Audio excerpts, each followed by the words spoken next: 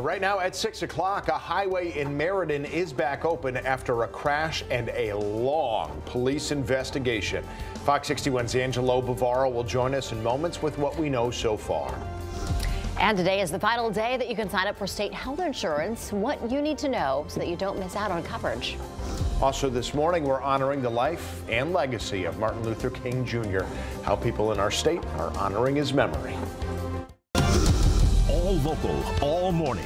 This is Fox 61, Connecticut's news station.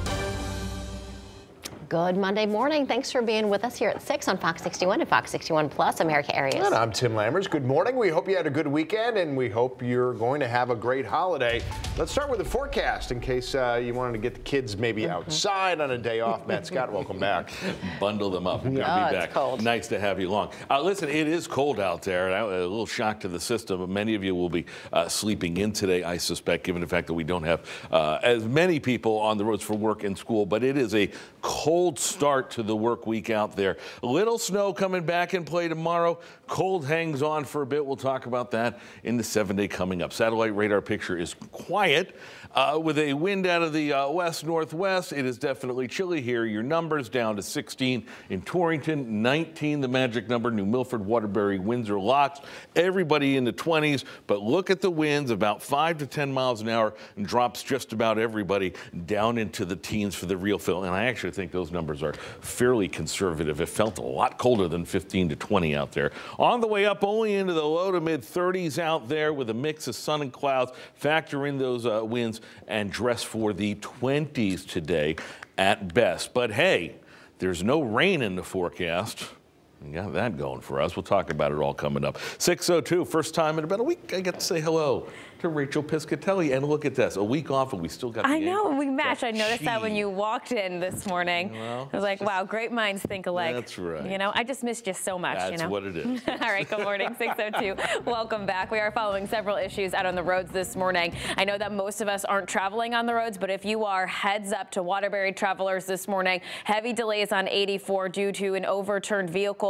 This is out on the westbound side, out by exit 22. 3 lanes are blocked at the moment. We'll take a live look outside there where you can see traffic is at a standstill because of those 3 lanes that are blocked out by exit 22. So be mindful of that. Seek an alternative route. Westbound side is tied up this morning. Over in New Haven, we are dealing with a closure. This is the northbound side of 95 out by 44 and 46. Reports of serious injuries from an earlier vehicle fire. So we have traffic in West Haven that is tied up this morning. And again, that closure on 95 northbound out by 42 and 44 due to a vehicle fire with serious injuries reported. Of course, we'll have more updates for you as the morning goes on. Tim, Erica, back to you.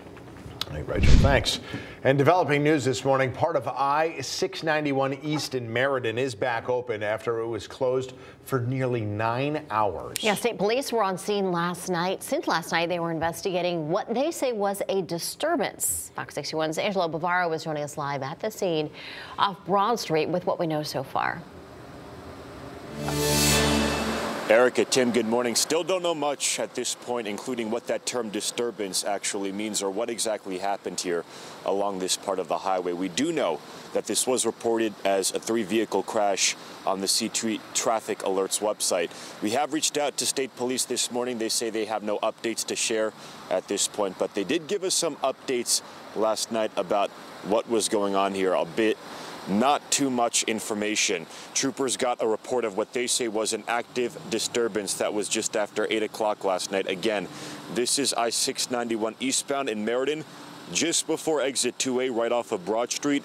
State police say injuries were reported and 1 person was taken to the hospital.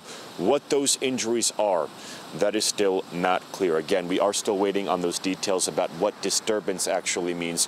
What exactly happened here involving this crash, of course, as we hear back from state police, get those details. We'll pass those along to you at home. We're live in Meriden this morning. I'm Angelo Bavaro, Fox 61, Connecticut's news station. Angela, thank you for that update. We appreciate it. Meantime, at 6:04, it is the last day that people here in our state can sign up for health coverage through Access Health CT. The deadline is midnight, so if you need help with finding the right coverage for you, the in-person enrollment fairs are over, but you can still get some help over the phone between 8 a.m. and midnight, or you can have a live chat with a customer service representative online from 8 a.m. until 6:45 this evening.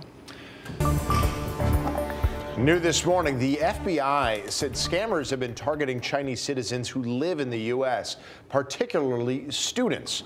Agents said the scammers will call, often from fake phone numbers, and claim to be Chinese police investigating financial crimes. Then, of course, they'll demand money and even sometimes press targets to agree to 24/7 surveillance. So if you get one of these calls accusing you of a crime, don't give out any personal or financial information. Don't give out any money, and don't even consent to that 24/7 video or audio monitoring. Instead, call the local FBI field office right away. By the way, there are bureaus both in New Haven and in Bridgeport.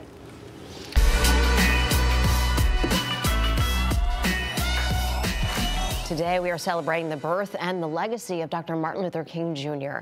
He was instrumental in shaping the civil rights movement to give the opportunity and equal rights to everyone, regardless of race or ethnicity. To remember his legacy, King is celebrated every year on the third Monday in January. It became a national celebration on January 20th, 1986, 3 years after then President Reagan signed a bill creating the holiday. The federal holiday has become a day of service for many people. The civil rights icon was 39 years old when he was killed. And there are several events happening today in Connecticut to honor Dr. King's life.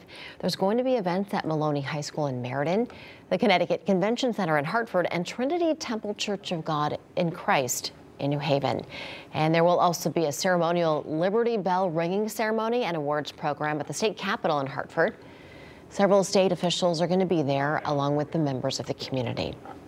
And in Windsor, Archer Memorial AME Zion Church will hold its yearly tribute to King this afternoon. That's going to happen from 2 to 3 at the Windsor Town Hall Council Chambers. Mayor Nuchet Black-Burke is going to serve as the keynote speaker. All right, now to a developing story in Thomaston. Police there said they found a body last night. They haven't said who it is or where the body was found. We do have some video from nearby on Waterbury Avenue, and we're told investigators were in that area. As we learn more about what happened, we'll update you on air, online, and through the app. Rocky Hill police said a stray bullet went through the wall of a home yesterday. This was near the intersection of Kobe Road and New Britain Avenue around 1 p.m. And they said they did find out where the bullet came from. They said it came from a man who was doing target practice about a mile away through the woods on France Street. Police said nobody was hurt. Well, this morning, the owners of a missing donkey have offered a $3,000 reward if you have information that can bring it home. The donkey is named Jackie and was last seen on Hickory Lane several days ago. Animal control officers are asking anyone who has cameras to check them, or if you've got livestock, double check those herds in case Jackie joined up with them. Search teams even tried looking for Jackie with a drone over the weekend. A private plane crashed in Greenfield, Massachusetts, killing 3 people. According to police, the plane was a twin-engine 4-seater. It crashed just before 11:30 yesterday morning. The NTSB is investigating. Now, the criminal trial of Michelle Troconis is expected to resume in Stamford tomorrow. Of course, courts are closed today in honor of the holiday. The trial is focused on evidence that was found at Jennifer Farber-Dulos' home in the hours just after she was first reported missing. The defense pushed back against police testimony about what appeared to be blood spots on the floor at the Dulos home. Troconis has been charged with conspiracy to commit murder, tampering with evidence, and hindering prosecution, all in connection with Dulos' disappearance. Now, attorney Ray Hassett, who's not involved in the case, did talk to us and explained what he believes the defense strategy might be. I suspect that the best defense is going to be that there's going to have to be holes punched in the timeline.